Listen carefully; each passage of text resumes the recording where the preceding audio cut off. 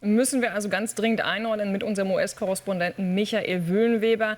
Michael, ja, die ersten Reaktionen sind ja wirklich verheerend. Unterm Strich also wirklich Joe Biden der ganz klare Verlierer dieses Duells? Auf jeden Fall, aber die scharfen Kritiker, die bleiben im Moment noch in der Anonymität. Es gibt nicht den Demokraten, der offen sagt, Joe Biden, du musst weg. Joe Biden machte einen katastrophalen Eindruck. Man hatte fast den Eindruck, als er kam, dass er selber Angst habe. Er selbst sagte nach dem Duell, er habe eine Erkältung gehabt und es sei ja schwer, gegen einen Lügner anzutreten, der immer nur Quatsch erzählt. Aber Entschuldigungen werden natürlich nicht mitgesendet, vor allen Dingen nicht bei Social Media. Da gibt es also so viel herauszuklippen, wo Joe Biden alt aussieht. Also das war wirklich nicht gut. Und dass natürlich jetzt darüber spekuliert wird, ob er weitermacht. Er selbst sagt, ja, glaubt auch eine gute Performance hingelegt zu haben. Das sehen offensichtlich viele anders. Und es gibt ja immer wieder diese Spekulation, ob nicht da hochrangige Demokraten jetzt hingehen ins Weiße Haus und sagen, Joe Biden, Joe, es ist Schluss. Du musst von dir aus selbst zurücktreten. Aber ich glaube, dafür ist es noch zu früh. Und Joe Biden hängt an seiner Präsidentschaftskandidatur. Und ich glaube, im Moment auf jeden Fall schnelle Entscheidungen sind eher nicht zu erwarten.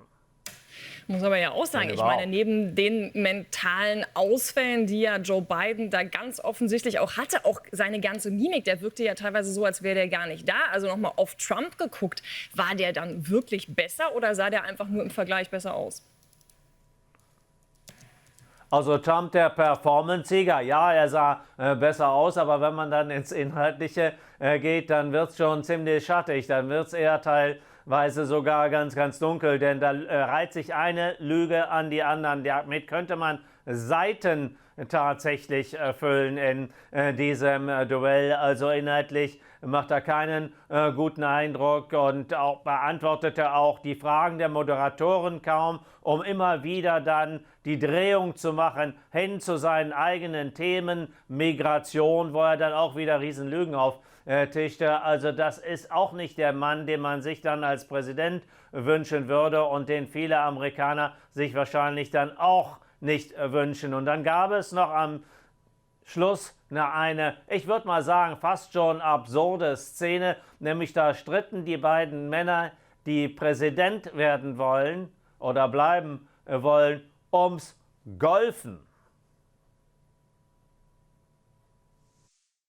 You can see he is 6'5" and only 223 pounds, or 235 pounds. Well, you said 6'4", 200. Well, anyway, that's what you're. Anyway, just take a look at what he says he is, and take a look at what he is. Look, I'd be happy to have a driving contest with him. I got my handicap, which when I was vice president, down to a 6. But by the way, I told you before, I'm happy to play golf with you if you carry your own bag. Think you can do it? That's the biggest lie. He's a 6 handicap of all. I was an 8 handicap. Yeah. 8. Never. But I have, you know how many? I've seen you swing. I know you swing. Okay, let's not act like children. President Trump, we're going to 21 turn Let's not act like children. You to are a a child. specific